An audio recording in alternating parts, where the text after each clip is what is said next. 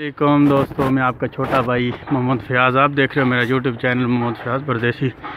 ये अभी पहाड़ी के ऊपर चढ़ रहा हूँ, आपको इधर से रिव्यू कराता हूँ। बहुत सख्त धूप निकली हुई है, गर्मी भी आ चुकी है। अभी आपको इधर से कैमरा नीचे घुमाते हैं, फिर आपको नीचे का रिव्यू दिखाते हैं।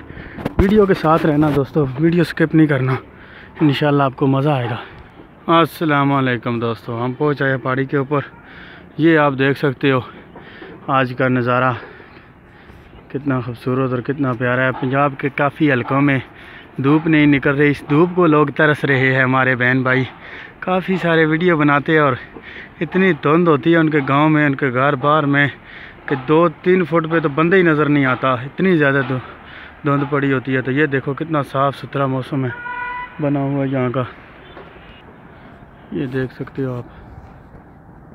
ये दरबार है देवल शरीफ, ये जो आपको मैं नज़र आ रहा है ये दरबार का व्यू है ये। और इस तरफ आपको घुमा के कैमरा दिखाता जाऊँ साथ साथ। वीडियो को दोस्तों स्किप नहीं करना, वीडियो पूरी देखना। और गुजरात से आई हुई फरमाइश भी एक भाई की, वो भी पूरी करूँगा इसी के साथ साथ।